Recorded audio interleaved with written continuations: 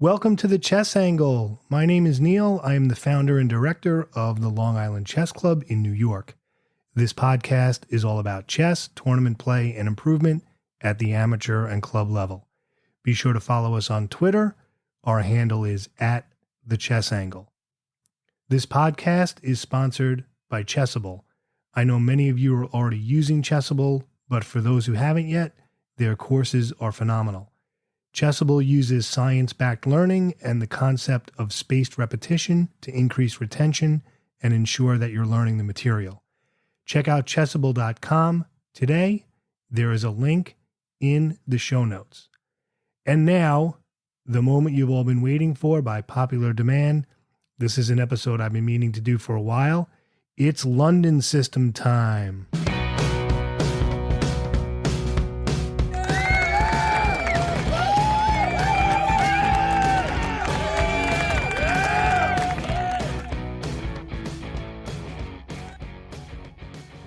All right, so I'm on a little bit of an opening kick. I've been meaning to do this episode for quite some time. I know a number of you are asking my thoughts on this, and I definitely am happy to do a dedicated episode on the London system, talking about some general ideas, why I think it's good at the amateur level.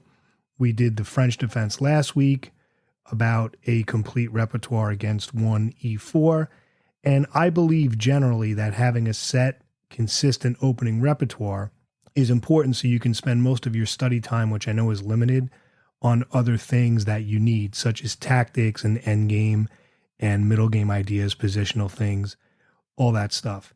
Now, with the London system, I am advocating this as a complete repertoire for white. All right, it's a one and done for the white pieces, and here is a breakdown of how I'm going to structure this episode. There's going to be 6 main parts. First, I'm going to define generically what a system opening is. Then I'm going to explain in very basic terms. I'm going to go back to the beginning and explain exactly what the London system is. Then I'll explain why the London is so effective at the amateur level. It's effective at all levels, but it's especially effective at the amateur level. We'll get into that. Then I will address the criticism of the London system.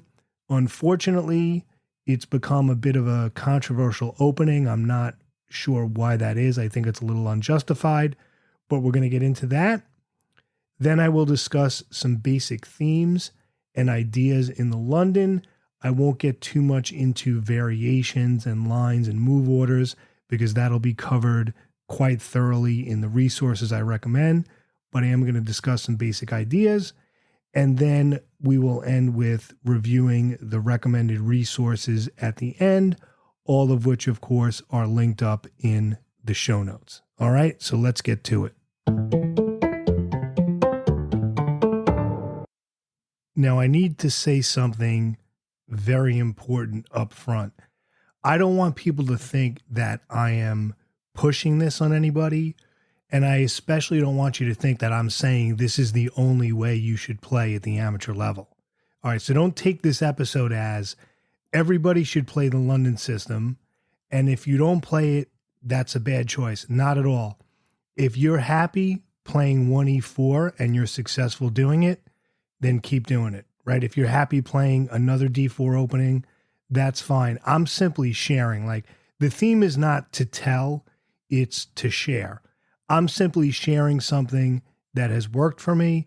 I know a lot of other people use it. A lot of other people have asked me about the London system, and I'm advocating it as a complete system for white for a number of reasons that I'll get into. I just think it's an excellent choice, but I would be very upset if my words are interpreted as, well, this is the only way to go with the white pieces, and if you do anything else, that's wrong. That's not what I'm saying at all. I think there are definitely some advantages to this type of thinking, and I'm going to share that, but it's just one person's opinion. That's all it is. Use this episode really as a tool. I'm just sharing my experience playing at the amateur level, and I think it's a good choice. But again, I don't want people to think that I'm sort of pushing this on anybody and that I'm saying it's the only way to go. I just think it's something that's worthy of consideration. You also don't need to use the London, as I do, as a complete system for white, although you can, and I am biased towards that. You can do what many people do, which is use it as kind of a side thing, right? You have your main opening, and then maybe you want to spring this just, as a sort of a surprise or as a variation. Or maybe you have an opponent who's booked up on something and you now want to try this. You can certainly use it as kind of a secondary opening, or maybe you want to use it for your blitz games, or maybe you want to use it for certain classical games. A lot of people do that as well. They kind of have this in their back pocket as a secondary opening. So I just want to be clear about that. Now let's start with a few terms and definitions. So first of all, what is a system opening, right? Because it's called the London system. All right. So a system opening is where you're aiming for a certain schematic, like a certain structure. It's more concerned about where the pieces end up, like what squares specific pieces go on, and achieving a certain structure rather than individual moves. And with a system opening, because of that, there's some flexibility in the move order. Now, it's not a total free-for-all, but generally there is some flexibility. And as long as you end up with this structure, then you've achieved what you need out of the opening, right? So that's what a system opening is. You're looking for a certain structure, a certain arrangement or formation of your pieces, all right? And of course, the London system is a prime example of that. So now, what exactly is the London system? I'm going to take this back to the beginning. So the London system, as you know, it's a D4 opening. So you're going to start with D4, and then the idea is you're going to get your bishop immediately to F4 on that dark square, and then you're going to bolster the center with E3 and C3, right? So you get that pyramid or that triangle. That's pretty distinctive in the London. And then you're going to go knight F3. The light squared, bishop is generally going to go to D3, although in some lines it'll go to E2. And then you're going to go knight B D2. White can castle. Maybe sometimes won't castle. We're going to talk about those different lines. But that's generally what the London system is. And you're more concerned about central control rather than really expanding in the center. You sort of have this strong fortress, so to speak, in the center. And that allows a number of things. That could allow an attack on the king side. That's actually very common, especially in the D4, D5 responses to the London. If black plays an early D5 and he castles, you can get some really nice attacks on his castled king, but it can also lead to a more quiet positional game. You can also play on the queen side. You can also, play quietly. You can play dynamically. There's some flexibility. Obviously, a lot of it is going to have to do with how black responds. But essentially with the London, you're getting that structure in the middle, right? That pyramid with the pawns on D4, C3, and E3. Your bishop, your dark squared bishop, that is outside of the pawn chain because you played bishop F4 immediately. You also want to do bishop F4 right away because, as you'll see in the resources, if black plays an early C5, it's kind of good to get that bishop out first, all right? Because some people will do knight F3 and then bishop F4, which generally is fine. But it's always a good idea to get that bishop out to F4 right away. Now, white will usually castle, but sometimes not, because in the D4, D5 openings, you want to get a knight on E5. You're really clamping down on E5. You don't want to let black get in E5 with his pawn, because then he'll equalize right away. So usually you pop a knight on E5. You might secure that knight with F4. In other words, your bishop's on F4 right now, but a lot of times you'll move the bishop back, maybe to H2 or something, and then you can bolster that knight with F4. A lot of times your king will remain in the center because you have control of the center. You have that lock, and then you'll get in H4 and you can start an attack, right? Simon Williams likes to name his pawns, right? GM Simon Williams. He calls it Harry the H pawn, right? Here comes Harry. Very entertaining, Simon Williams, if you've never checked out his videos. But these are just some different ideas. So just to kind of recap, with the London, the main structure is you have your pawn on d4, your dark squared bishop is on f4, and you have your center pawns on e3 and c3, right? So that e3, d4, c3, that sort of triangle, that's your typical London formation. Your light squared bishop usually goes to d3, and then you have knight f3, knight b d2. All right. Now, in some lines, your light squared bishop might even go to b5 because you can then chop off a knight on c6, and then you have more control over e5. Like, there's some variations. All right. That's just the basic structure, but there are some variations. And the idea is that you have control of the center. It's very solid, and it's hard for black to generate any counterplay because it's such a solid structure. And like I said, it can lead to kingside play. You can very often get an attack, but it can also lead to more quiet, patient play. A lot of times you can get kingside play. You can queenside play rather. Sorry, you can get in like a4. A lot of times black's c7 pawn is weak. Okay, or that becomes a weak square in general.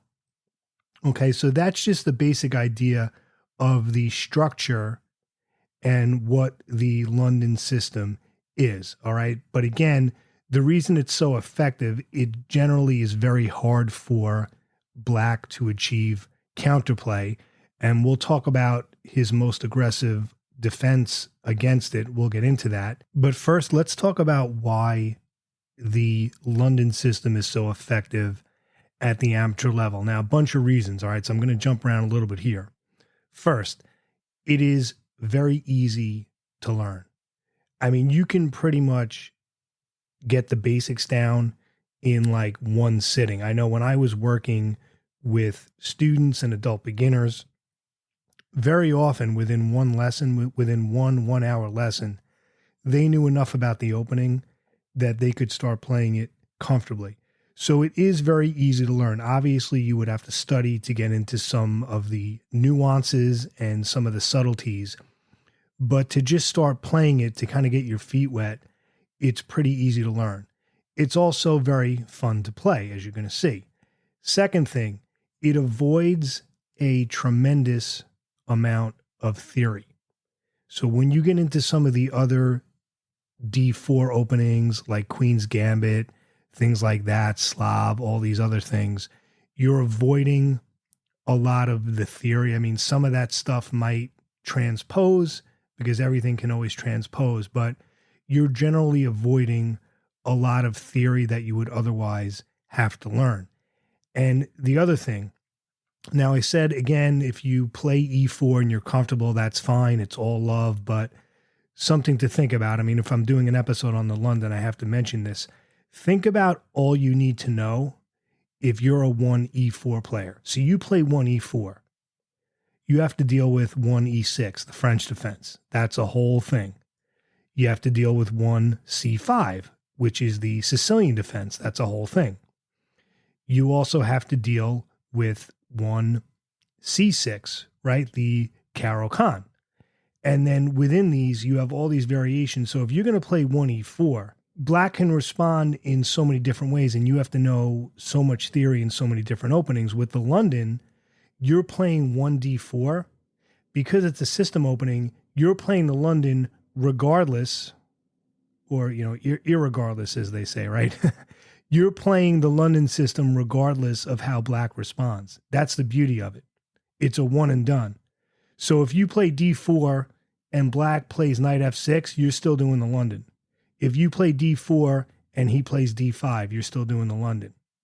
You know, if he plays something like G6, whatever it might be, you can pretty much go into the London. Even if he plays C5, like you'll see D4, C5, you can still end up with a London structure. You might have to change the move order a little bit, but the idea is that it works against everything. And it makes so much more sense in my opinion, than playing E4, where you have to learn all this other stuff. So if you're an adult improver, which most of you are, and you have limited study time, because let's face it, most of us don't have 2, 3, 4, 5 hours a day to spend studying chess. And even if you did, would you really want to?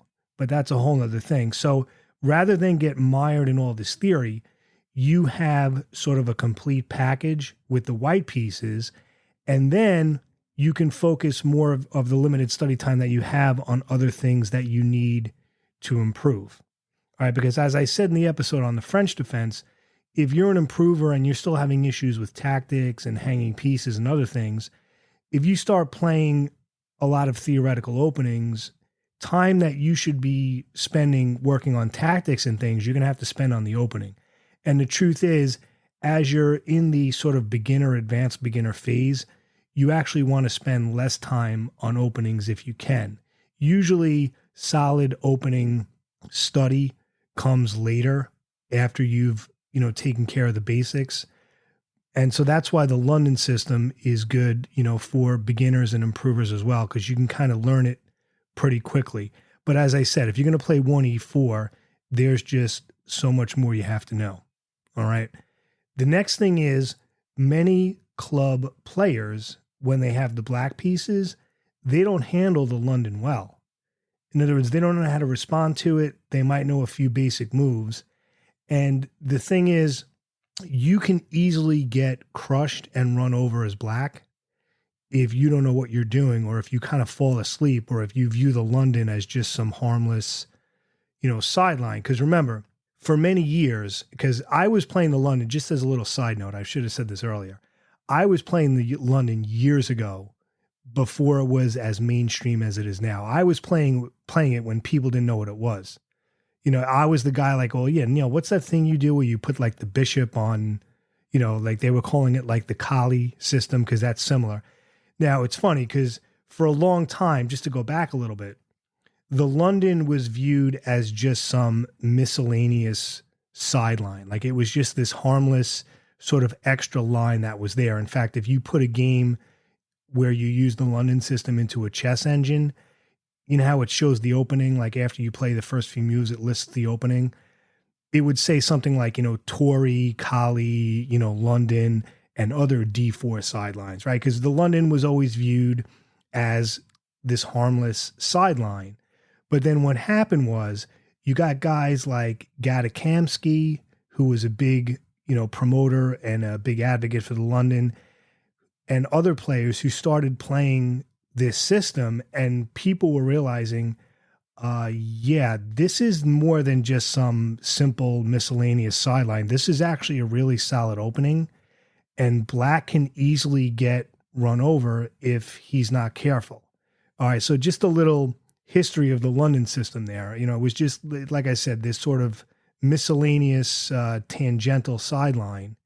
But now, of course, it's much more mainstream. All right, and when we talk about some of the criticism of the London, there's a lot of misinformation out there. We'll get into that. But the point I was making, went down a little bit of a rabbit hole there, was that many club players with the black pieces don't handle the London system well. And conversely, it also works very well against stronger players.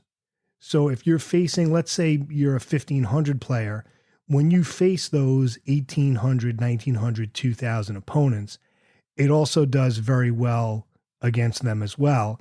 And if it's an aggressive player, it can sort of keep them in line. And what I like about the London too, from your side of it, you can play positionally or aggressively. All right, so it can go in both directions. But if your opponent is an aggressive player, is a much stronger player, this can often help you hold your own. Because like I said, it's very hard for black to generate any serious counterplay. I mean, they can, but it's tough. If black really wants to get an advantage from the start, that can be tough to do. I guess that's a better way to say it. Now, the other reason is, and I touched on this already a little bit, because you're going to be saving a lot of study time, because you don't have to be booked up with all this theory. There's really not a lot of theory you have to know. And when we say theory, meaning situations where there might be a specific move you have to play where move order might be important or certain critical positions, there's not as much of that as there is with, let's say, some other openings. So then you can spend more time on tactics and other things that you need to clean up. All right. So those are the main reasons why it's so effective at the amateur level. And now, to be fair and to look at both sides of this, I want to address a lot of the criticism of the London system that's out there. Now, a lot of the criticism out there of the London, in my opinion, stems from the fact that people don't like facing it. And rather than admit they just don't like it and it can be an annoying opening to face, that translates into, oh, it's a bad opening. You know, it's kind of like, just kind of stay with me on this. This might seem like a strange analogy. It's kind of like if you go on Amazon and there's a product you really want and somebody tries to use it. Let's say it's an electronic piece of equipment and the person is not very tech savvy and they don't read the instructions and they're having trouble. And rather than admit that they didn't get the help they needed, rather than admit that they're not tech savvy, they blame the product. Oh, this is a horrible product. And they give it a bad review. When the truth is, the product itself is outstanding. You just weren't using it correctly. And so that translates into, oh, it's a bad product. It's kind of the same thing here. I'm not saying that was the best analogy, but you get the idea. They don't like the London. They don't like facing it. They've had difficulty against it. And so, it's a bad opening. You shouldn't play it. That's what I think it stems from. But let's look at some of the criticism. And I'm going to try to be fair about this, okay? The first thing is that people claim it's a quote unquote boring opening. That hasn't been my experience. Now, yes, some of the lines can be very quiet and very positional, especially if you don't get into the attacking lines, all right? So if you do queenside play, let's say, it can be very, a slow buildup, that is. But, I mean, I would submit to you that's true for a lot of openings, a lot of closed openings and closed positions. Now, if you're an attacking player and you like open games, obviously you're going to say it might be boring. Now, sometimes it can be, but as a general statement, I don't find that to be true because whenever I play it, I think the games are always very interesting. So I don't agree that it's a boring opening, maybe sometimes, but you could say that about almost any opening for the most part. All right. I guess if you're a real swashbuckling attacking player, I can kind of see that point of view. But I will say this, I mean, in the London, you can sometimes get some crazy attacks. So it's not always this quiet, subtle thing all the time. All right. The second criticism is that, you always get the same positions in the London, right? You ever hear this? Oh, the London, it's the same positions. Here's my problem. I have two issues with that statement. First of all, it's simply not true because my games are all a little bit varied. Everyone is different. I mean, obviously it's going to start out the same for the first 6, 7, 8 moves, but most of my London games at the club go in very different directions. So the idea that it's always the same positions has not been my experience. But the second thing, isn't that true for all openings? And don't you want that? I mean, if you're studying an opening, you're studying a course or a book, let's say you're studying whatever, it could be anything, a Roy Lopez, a Sicilian, a Guoco Piano, whatever it might be, a Slav. The whole point of studying any opening is because you want to get the same position out of the opening because that's what you're comfortable with. That's the whole point of studying, right? If you want to get a different position every time you play this opening, then why are you studying the opening, right? The whole point of, unless I'm confused, right? Because for me, the whole point of studying an opening is that you want to get positions you're familiar with so that you know what to do and that you can get a playable middle game. So when they say, well, it's the same positions, well, isn't that true for like a Roy Lopez? Don't you study those variations because you want to get that variation? Don't people study moves like 10 lines deep, lines, I should say, like 10 moves deep or 15 moves deep because they want to get those positions because they know how to play it? So when you say, oh, it's always the same positions, that's kind of the goal for all openings. Or if not the exact same position, you want to at least thematically get the same ideas so that you know what to do. That's the whole point of preparation and studying the opening. That's my argument or my counter argument against the whole same positions thing. But again, my experience in the London, every game is a little bit different. So I don't find that true at all. Now, another one that is a little disturbing, in my opinion, is when people say it will stifle your chess development. Now, I've heard some strong and titled players say that.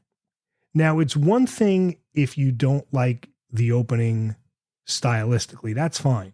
If you just feel, I don't think it's a good opening because of this style or because of this or that, that's fine. But to tell amateur players it's going to stifle your chess development, that seems almost irresponsible to me, because I just don't see how that's true. Because even if you just play the London system as white, you're still going to have all sorts of positions and all sorts of decisions that you're going to need to make. So I don't see it as stifling your chess development. I think that's a little too over the top. Now, I did hear one comment by a titled player that I have to admit is interesting. And he said the problem with the London, it's not so much the opening itself, but the mindset that often comes with it, which is that, okay, I know the opening moves of London, so I never have to study opening theory again. And you know what? The person who said that, that's a fair statement. I agree with that. And you do have to be careful. But I can tell you, as someone myself who only plays the London as white, I still find myself studying the opening and staying on top of it. You're always learning something new. Like right now, I'm kind of getting into the Jabava system. We'll talk a little bit about that. But what this player said, I think it was an IM, what he said about it's not so much the opening, but the mindset that comes along with it, that's a valid criticism. Like I have to admit, like I said, I'm trying to be fair with the criticism of the London, which again, most of it is nonsense. I'm not going to mince words. But that particular statement is true. You do have to be careful that you don't say, well, I play the London as white, so I never have to, study my openings again. That's not true. And what I said before about how it sidesteps a lot of theory, that's true. But it's not like you're going to spend a weekend studying the London and then you're set for life. You still have to work at it. But he's correct. You don't want it to let you get into sort of a lazy mindset. So I thought that was a very thoughtful comment about the London and sort of the erroneous mindset that may come along with it. The next thing, okay, a lot to say about these criticisms because I want to cover them. I talked about this in the episode on the French defense where people say, well, the London is not going to work if you play at the highest levels of chess. And again, the issue with that is two things. Because first of all, who's playing at the highest levels of chess, right? We're amateur players. Nobody's playing at the highest levels of chess. Okay. We just want to get better and get stronger. Maybe at some point get to 2000, maybe even master, who knows? But, nobody plans on playing in the candidates or anything. So when they say that, well, it's not going to work at the highest levels, that's just not applicable. That's just not a realistic comment. But I will say this, the London system is used at the highest levels. Now, they use it mostly for speed games. Like we all know Magnus plays the London, okay? I'm assuming most of you know that. Magnus Carlsen, the world champion, uses the London system fairly regularly. Now, he uses it mostly for blitz games, okay, which is true to be fair. But he's also actually played it very positionally, but that's a whole separate thing. I think in a couple of the resources, they go through a few of the Magnus games. But, titled players use the London all the time. And I will say this, for every titled player or strong player who might criticize the London, I can give you just as many who not only praise the London, but they say it's actually quite a good opening. I mean, let's look at some GMs who've used the London. I mentioned Magnus. You have Gata Kamsky, who is sort of the, as John Bartholomew said in his introduction to the Chessable course, Gata Kamsky is sort of the godfather of the London system. Simon Williams, of course, not only plays it, but he has a number of outstanding instructional material on it. Imam Hamilton, Anish Giri plays it, Kramnik, Aronian, Grishchuk. I could go on.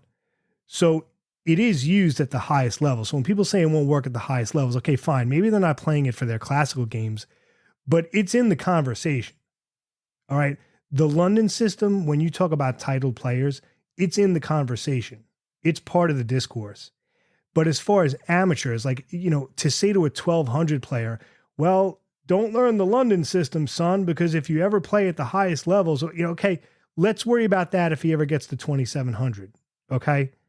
At the amateur level, not only is the London system perfectly playable, it's also an outstanding choice. So that is my sort of thoughts and I guess my counter arguments against all of the criticism of the London system. But like I said, in fairness, the one comment that was made about the mindset where with the London system at the amateur level, it's not so much the opening, but the lazy mindset that can sometimes come with it. That is a very valid criticism, and I have to tip my hat to that. And you do need to be careful about that. But I know even for myself, I feel like with the London, I'm always learning something new. I'm always reviewing my games.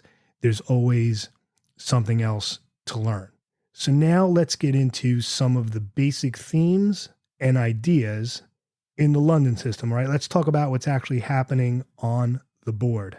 Against D4, D5, your symmetrical type of responses, obviously you're going to play bishop F4, and you're really going to clamp down on that E5 square. The knight is going to go to F3 and then is going to jump to E5, and that can often be the springboard for an attack. Many times you'll play H4 as white. You'll leave your king in the middle because you have your rook on the H file, which can be a major attacking piece against the castled king. There are also some ideas of bishop takes H7 check, the Greek gift, right? So you have that type of sacrifice. But generally, you want to get that hold on E5 with the D4, D5 openings, and you don't want to let black get E5 in with his pawn. Now, when the grandmasters discuss that, they make it sound like it's a game-losing blunder. You never want to let black get in E5 in the London. The truth is, if that happens, black's just going to equalize. That's all. All right, so don't think, oh my goodness, I let him get an E5. It's not the end of the world. If black gets in E5, he's just going to end up equalizing. That's all, and you're perfectly fine. All right, but again, as you practice, you'll learn to avoid that. Again, the whole knight jumping to E5 and leading to an attack, that's an idea. But the London can also be much more positional and quiet. In some lines, you might try to play for C4, right? Because the traditional little pyramid for white is D4, and then you have the other pawns on C3 and E3, that little triangle. But in some cases, you can play for C4. In some cases, you can do C4 right away, like C4, knight C3. I had a game, I spoke about it in the last episode. It was against a King's Indian setup. So D5 wasn't played right away, so I did C4 instead of C3. Why not grab all the space, right? I did C4, knight C3. That's another idea, because usually it's C3 and then knight B D2. That's your typical London setup on the queen side. But many times you can go C4, knight C3. White usually castles in the London system, but very often he doesn't, especially if, he gets that knight out to E5 and black is castled, because then you can go H4. I talked about that earlier, get an attack on the king side. So those are some basic ideas. But you can also play more quietly and positionally on the queen side. A lot of times you can get in A4, especially if white has a fianchetto, if black rather has a fianchetto. If he plays B6 and bishop B7, you can chip away at that by going A4 and then A5. So a lot of different ideas. There's queen side play, king side play, attacking play. Really, like I said, depends on your mood, depends on the position, depends on what your opponent does. But contrary to popular belief, the London is not always these very quiet, positional, boring, type situation. All right, it can go in a lot of different directions. Now, the one thing that I do need to mention, this is very important. The most aggressive way, in my opinion, I think most would agree, the most aggressive way for black to meet the London are the ideas involving an early C5 and queen B6. Now, that queen B6 move can be very, very annoying for white if you're not prepared for it. So what usually happens is Black will get in c5 and then knight c6 and then queen b6. Sometimes they might even do it as early as move 2. They might go like c5 and then queen b6 right away. Now, it's important to know when you move that bishop to f4 as white right away, your b2 pawn is now hanging. Because remember, in the starting position, the only thing protecting your b2 pawn is that c1 bishop, right? The dark squared bishop. So when you do your London and you move that bishop right away, b2 is now weak. All right, and of course, the rook on a1 is hanging if the queen ever takes it. So for the queen b6 lines, you are going to have to study those. There is some theory you have to know. All right, as you know, we talked about the London. There's a lot of theory that you avoid, but you do have to study that a little bit, and you do have to be comfortable going into some tactics there, because there are some lines where you actually sack the pawn, or where it's a blunder for Black to take the pawn on b2. Like there are some lines where you'll go knight c3. You know, after queen b6, you go knight c3. But then if he goes queen takes b2, you jump knight to b5. Like there's some tactics there. But you do need to study the queen b6 lines, because again, that is the most aggressive way, arguably, for Black to fight the London. All of that's covered quite thoroughly in the resources. In fact, most of the videos that I have down there, they have separate video sections just on the queen b6 lines. So you do need to be prepared for that, because the stronger players, in my experience, the stronger players are the ones who are going to do that. Most weaker players aren't going to go into the queen b6 lines simply because they don't know about them. But if you're playing a strong, experienced player, you need to expect the c5, knight c6, and the queen b6 idea, right? Going after the b2 pawn, and you need to be able to handle that. Like I said, there are many lines where you will sack it. You'll go knight c3. In other cases, if you already moved c3, you're going to go queen b3 or queen c2. There's some theory involving that. Now, generally speaking, because I don't like to speak in absolutes, generally, once white gets in c5, once he moves that c pawn, you want to play c3, right? Again, we talk about like rules. That's a general quote unquote rule in the London, right? When he moves his c pawn, you want to move yours. So after like c5, you want to move in c3, because that way when he goes queen b6, you can use your queen to help defend against b2. That's a general rule. But like I said, there are some other lines where you're sacking the pawn on b2 and then you go knight b5. All that's explained, but I would be remiss in discussing the London if I didn't mention that you do need to study the queen b6 ideas on the part of Black, because that is what the stronger players are going to do against it for the most part. Usually what I find when I play a London against stronger players, it's either that idea, the queen b6, or they'll go into like a King's Indian rather. Okay. Although I'm seeing the King's Indian, from players of all levels. There are two ways you can handle that. One is basically a more traditional way, right? You just develop normally, e3, or, bishop f4 rather first, then e3, knight f3. Usually you want to go bishop e2. Be careful about going bishop d3 if he didn't play d5 yet, because there's some traps involving like forks in the middle. You can then go, c3 or knight bd2, or as I like to play against the King's Indian, you can then get in c4 and knight c3. So that's one idea. The other is to play the Jabava, which works very well against the King's Indian, where you go knight c3 and then you go queen d2, right? Because your bishop's on f4 and then you go queen d2. And so you have your bishop and queen on that dark squared diagonal, right? Which is, goes very nice against the fianchettoed Black bishop on g7. So that's another idea. And then with the Jabava, since you're playing knight c3 right away, you're also threatening to get in e4. So a lot of ideas. I don't want to babble too much about it. Sorry, that was a little bit of a kind of a stream of consciousness type of thing. But let's now talk about the recommended resources. And there I'll kind of get into which one goes into, which lines, like which resource discusses specific themes. Now for these resources, of course, everything is linked up in the show notes, so you can click on it at your leisure. Now my book recommendation changed a little bit from the first episode. If you listen to the first episode, I gave some choices on the London system, and I mentioned win with the London system, which is like the classic text. But I'm now recommending a newer book that I've gotten into. It came out last year in 2021. Very, very good. It's called The London System in 12 Practical Lessons by Oscar de Prado.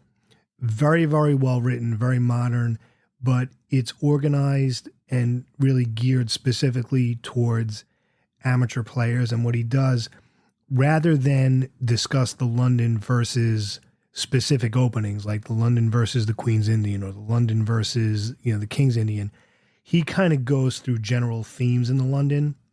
And I started looking at it. I bought this book a while ago and I kind of flipped through it, but lately I've been kind of getting into it more. So I've seen enough of it that I can definitely recommend it. I really look forward to eventually getting through the whole book myself, but it is quite good. And some of the ideas he has, general ideas and move orders, the attack on the B2 pawn, that's what we just talked about, like with Queen B6, he has a whole thing on that. The early exchange of the F4 bishop, that's another idea, because when you go bishop F4, right, black will sometimes play bishop D6. And then you have to decide, do I trade it? Do I move it back? He talks about that. He talks about getting an F2, F4, typical attacks. He talks about H2, H4 as white, playing that quickly, play on the queen side. A lot of the things I hit on are in here. Good knight versus bad bishop, typical London endgames. So it's very thematic, the de Prado book, but very, very good for amateurs. He goes through all the basic ideas, a lot of instructive prose, very easy to understand. I definitely highly recommend it, even more than win with the London system, okay? Because I kind of updated my own repertoire. Because remember what I was saying about not getting into like a lazy mindset and thinking that, you know everything. So again, if I only have to recommend one book, if you only have time for just one book on the London, this one would be it. The London System in 12 Practical Lessons. Very, very impressed with it. Now on chess.com, there are 2 video series that I strongly recommend. The first one, the more important one, is The London System for the Busy Chess Player by one of my favorites, Simon Williams. And what I like about this one is the way that he structured it. So in the first video, he goes through the basics. Then he talks about ideas involving the Greek gift bishop sacrifice, bishop takes h7 check. Then he goes into the main lines. Then he has a whole 20-minute video on how Magnus uses the London. It's actually a very positional game that he played, one of my favorite games to look at. He talks about beating G6 and the King's Indian ideas.